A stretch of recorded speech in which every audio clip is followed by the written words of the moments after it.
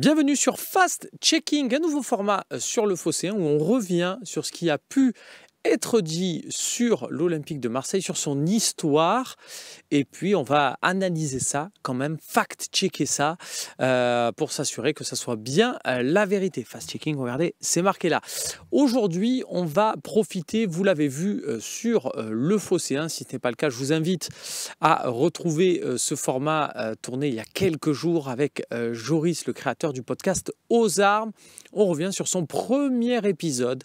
C'était avec Benoît Chéroux. Deux passages très intéressants qui m'ont rappelé de bons souvenirs, on va dire, mais surtout, tiens, je me suis dit, tiens, il y avait quelque chose à redire. Je vous propose de découvrir ces extraits. Tout d'abord, bien Benoît Chéroux qui revient sur un de ses meilleurs matchs à l'Olympique de Marseille. C'est parti. Le match qui t'a le plus... Tu te dis, bon, celui-là, j'aimerais le rejouer en continu. Tout le temps, le match qui t'a le plus marqué, alors pas forcément peut-être dans la saison du titre ou pas, mais celui vraiment où, ouais, quand tu te dis, là, des fois, tu es à la plage tranquille maintenant, tu te dis, ouais, celui-là, ouais, ça c'était bien, ça c'était vraiment. Ouais, il y a peut-être un match, forcément le match au Parc, quand on gagne 3-0 contre le PSG et que je marque le 3e but, ça c'était un très, très bon souvenir. Du droit en plus, maintenant quand tu regardes les images, l'état de la pelouse, c'était catastrophique. Quand tu vois l'état de la pelouse maintenant au Parc, c'est un des meilleurs, Très gros, c'est un au pied gauche. c'est C'est bien marché celui-là. petit pont sur, c'est vraiment un très, très bon souvenir. Mais il y avait un match, à domicile contre Liverpool, Liverpool de, Torres, Gérrard et tout ça. J'avais fait un gros, gros match et Eric Guéretz à l'époque avait dit, et il y avait, Steven Gerrard sur le terrain, mais il n'était pas avec Liverpool, il était avec l'OM. C'était au décrassage qui avait dit ça, ça m'a fait plaisir, mais c'est vrai que c'était le sentiment que j'avais eu. Des fois, les planètes s'alignent et tu te sens mieux, tout réussit, tu as des ballons peut-être plus faciles à jouer, tu as des appels de balles qui sont plus fluides et tout est plus facile et tu es bon. Et c'est vrai que ce match-là, il avait été assez exceptionnel au Vélodrome contre une grande équipe et un gros match de Ligue des Champions. Et oui, il y avait ce match contre le Paris Saint-Germain où effectivement il avait été très très très bon Ben Chirou, et ce but, je trouve, alors c'est vrai, il dit que ce match-là, au final, on en a peu parlé malheureusement pour de l'extra sportif, parce que ce jour-là, il s'est passé des choses terribles aux abords du Parc des Princes avec des affrontements entre supporters parisiens. Ça fera même un mort. Donc, ce sera des événements tragiques et malheureusement, ça occultera la réalité sportive et l'éclat de cette victoire de l'Olympique de Marseille. Et puis, ce côté débrief, tiens, dont Ben Chirou parle là, d'Eric Guéretz.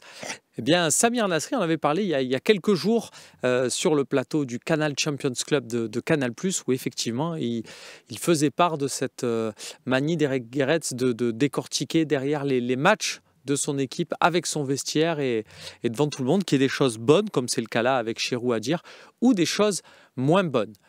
Deuxième extrait, on parle un peu transfert. Tiens, Benoît Chéroux explique qu'il a été souvent sollicité à l'Olympique de Marseille, mais qu'il a donné sa priorité à l'OM. On l'écoute. Oui, j'ai eu des propositions presque tous les ans, évidemment. Quand tu fais des saisons pleines à l'Olympique de Marseille, ça attire l'œil d'autres clubs, mais jamais des propositions qui m'ont fait réfléchir pour partir. Moi, j'étais bien ici. Il y a eu des projets toujours ambitieux pour être compétitif. Et je me sentais bien dans la ville, dans la région, dans le club. Et ça n'avait pas de prix. Donc, ouais, j'aurais pu partir, mais je suis resté parce que j'avais envie de rester, envie de continuer cette aventure-là. Mais c'est sûr que quand je suis arrivé en 2007, si tu m'avais dit à cette époque-là, tu vas faire 7 saisons à l'OM, j'aurais pas cru. Non plus, comme quand j'avais 15 ans. Tu m'aurais dit, tu vas faire 18 ans en pro, j'aurais pas cru. Donc c'était beau, j'ai continué à écrire mon histoire jusqu'au bout. En plus, dans cette période-là, bon, après avec Eli Bob, ça se passe moins bien, arrive à Nigo.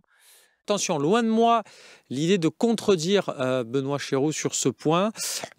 Juste vous préciser, vous donner une petite anecdote que je tire d'un livre que Pape Diouf avait écrit après son passage à la présidence de l'Olympique de Marseille, puisque effectivement Benoît Chéroux a fait 7 saisons à l'Olympique de Marseille, mais à l'issue des 2 premières, il était allé voir Pape Diouf pour renégocier son contrat, bétonner son avenir à l'OM et accessoirement augmenter son salaire. eh bien, il s'était fait rembarrer par Pape Diouf qui lui avait dit « Mon cher Benoît, je suis très content de tes performances, tu es très bon et ça me confirme dans le fait que j'avais fait une bonne action et que j'avais une bonne idée de te proposer ce salaire-là il y a 2 ans. Mais ne compte pas sur moi pour te donner plus. » Bon, très bien. Benoît Chéroux avait encaissé le coup, on va dire ça comme ça. Et puis, quelques semaines plus tard, l'OM change de président, l'OM change d'entraîneur aussi. Et puis, du coup, Benoît Chéroux, malin, j'ai envie de vous dire malin, on l'aurait tous fait à sa place. Hein. Eh bien, il est revenu à la charge. Il est retourné voir Jean-Claude Dacier en lui disant « Tiens, ça serait bien de m'augmenter » et il obtiendra... on va dire facilement gain de cause avec un nouveau contrat et une augmentation salariale à la clé. Bien joué, monsieur Chéroux, qui au final fera tout de même 7 saisons à l'Olympique de Marseille, plus de 300 matchs en pro avec l'OM. C'est surtout ça qu'il faut retenir.